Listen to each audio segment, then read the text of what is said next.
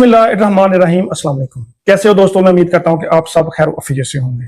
दोस्तों, इस वीडियो में मैं आपको वीकनेस ऑफ हार्ट मसल्स के बारे में इंफॉर्मेशन दूंगा। यानी इस वीडियो में मैं आपको बताऊंगा कि वो कौन सी रीजन होती है जिसकी वजह से आपके हार्ट के मसल जो है ना वो कमजोर हो जाते हैं। अगर आपके हार्ट के मसल कमजोर है तो इसमें पेशेंट को कौन कौन से सिम्टम देखने में आते हैं। और लास्ट में मैं आपको 2 होम्योपैथिक मेडिसिन बताऊंगा जो कि हार्ट के मसल की वीकनेस को भी कवर अप करती हैं। और उसके साथ अगर किसी पेशेंट को हार्ट के मसल की वीकनेस के साथ पल्पिटेशन का इशू है या फिर बहुत ज्यादा ट्रिकीकार्डिया का इशू है, बहुत ज्यादा नर्वस पेशेंट रहता है, तो उस कंडीशन को बहुत अच्छी तरीके से कवर अप करती हैं। तो ये तमाम इन्फॉर्मेशन मैं आपको इस वीडियो में बताऊंगा। मेरी आप सबसे गुजारिश है कि वीडियो को एंड तक लाजमी देखें। मैं हूं डॉक्टर उमर और आपको अपने चैनल होम्योटेक में खुशामदीद कहता हूं। तो वीकनेस ऑफ हार्ट मसल्स यानी दोस्तों जो हार्ट के मसल है उनका कमजोर हो जाना। यानी दोस्तों ये एक ऐसी कंडीशन है, अगर किसी पेशेंट को हार्ट के मसल में वीकनेस है तो इसमें पेशेंट बहुत ज्यादा नर्वस जो ना रहता है।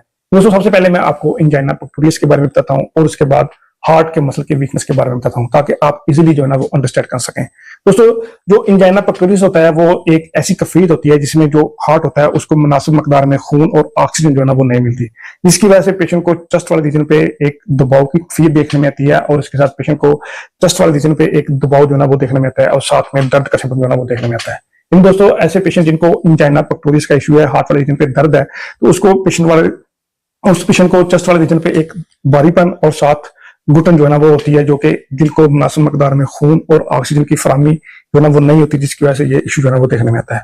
और दोस्तों जो मसल्स के हार्ट की वीकनेस की वजह है वो ये होती है, अगर किसी पेशेंट को दिल वाले रीजन को मुनासिब मकदार में ऑक्सीजन नहीं मिलती और उसको वहां पे खून नहीं मिलता और उसके साथ पेशेंट को एसिडिटी का इशू जो है ना वो देखने में आता है और उसकी वजह से पेशेंट को हार्ट वाले रीजन पे जो भी पेशेंट खाना खाता है तो उसको जो है ना बहुत ज्यादा गैस का इशू देखने में आता है और गैस ऊपर को चढ़ती है और उसकी वजह से पेशेंट को हार्ट वाले रीजन पे पल्पिटेशन, पेशेंट नर्वसनेस महसूस करता है और पेशेंट बहुत ज्यादा घबराहट जो है ना वो फील करता है और जब तक उसकी गैस जो है ना वो पास आउट नहीं होती और पेशेंट उस कफी से जो है ना वो लड़ता रहता है।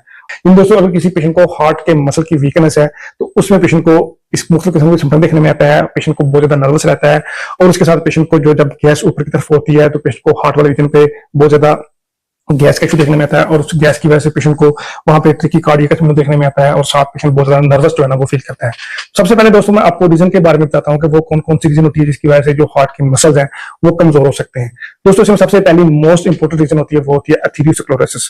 दोस्तों एथेरोस्क्लेरोसिस एक ऐसी कंडीशन होती है जिसमें जो हार्ट की आर्टरीज होती हैं उनका साइज जो है ना वो तंग हो जाता है, जिसकी वजह से मुनासिब मकदार में ब्लड और ऑक्सीजन जो है ना वो बिल्कुल नहीं पहुंचता, जो कि एक वजह बनती है हार्ट के मसल की वीकनेस की।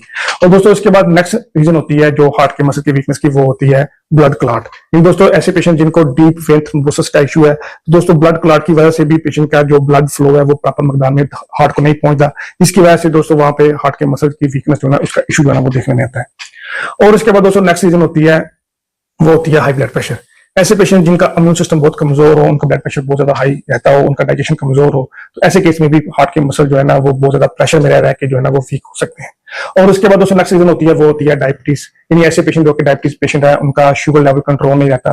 दोस्तों शुगर लेवल कंट्रोल ना होने की वजह से भी पेशेंट को बहुत ज्यादा हार्ट वाले रीजन पे जो है ना एक नर्वसनेस और हार्ट के मसल की वीकनेस का सिम्टम जो है वो देखने में आता है। और उसके बाद दोस्तों नेक्स्ट रीजन होती है वो होती है बहुत ज्यादा तंबाकू नोशी, यानी बहुत ज्यादा स्मोकिंग का इस्तेमाल। और उसके साथ दोस्तों होती है ओबेसिटी। इन दोस्तों ऐसे पेशेंट जो बहुत ज्यादा ओबेज हो या फिर बहुत ज्यादा स्मोकिंग का इस्तेमाल करते हो या फिर निकोटीन एडिक्शन जो है ना वो करते हो, तो उस वजह से भी जो पेशेंट के हार्ट के मसल जो है ना वो कमजोर हो सकते हैं। और अब मैं दोस्तों आपको बताता हूँ कि किसी पेशेंट के हार्ट के मसल वीक है तो उसमें पेशेंट को कौन कौन से सिम्टम जो है ना वो देखने में आते हैं। दोस्तों ऐसे पेशेंट जिनके हार्ट के मसल वीक है तो उसको सबसे पहले मोस्ट इंपोर्टेंट सिम्टम वो होता है पल्पिटेशन। यानी पेशेंट की धड़कन बहुत ज्यादा तेज रहती है, पेशेंट बहुत ज्यादा नर्वस रहता है और बहुत ज्यादा इस पेशेंट को लेकर जो ना वो डिप्रेशन में जो ना वो चला जाता है। यानी इसमें पेशेंट बहुत ज्यादा खौफजदा रहता है। पेशेंट को थोड़ा सा खाना खाने के बाद जब एसिडिटी ऊपर आती है तो उसकी वजह से पेशेंट को हार्ट वाले रीजन पर बहुत ज्यादा दबाव महसूस करता है और उसके साथ पेशेंट को पल्पिटेशन का इशू जो ना वो देखने में आता है। और उसके बाद दोस्तों पेशेंट को बहुत ज्यादा जो सांस लेने में जो ना वो दुश्वारी होती है, यानी जब पेशेंट को बहुत ज्यादा एसिडिटी का इशू होता है और पेशेंट गैस ऊपर की तरफ आती है तो वो पेशेंट का सांस जो ना वो बंद कर देती है, जिसकी वजह से पेशेंट को सांस लेने में दुश्वारी जो ना वो देखने में आती है। और इसके बाद दोस्तों पेशेंट को बहुत ज्यादा स्वेटिंग जो ना वो आती है और उसके साथ पेशेंट को कभी कभार नोजिया और वोमिटिंग का सिम्टम जो ना वो देखने को मिलता है। हम पेक्यूलियर सिम्टम थे जो कि पेशेंट को हार्ट मसल के वीकनेस में जो है ना वो देखने को मिलते हैं। तो अब मैं दोस्तों आपको होम्योपैथिक मेडिसिन बताता हूँ जो कि हार्ट मसल की वीकनेस को बहुत ही अच्छी तरीके से जो है ना वो खत्म करती हैं। दोस्तों इसमें सबसे पहली मोस्ट इंपोर्टेंट होम्योपैथिक मेडिसिन वो करती है आर्सेनिकम आयोडेटम।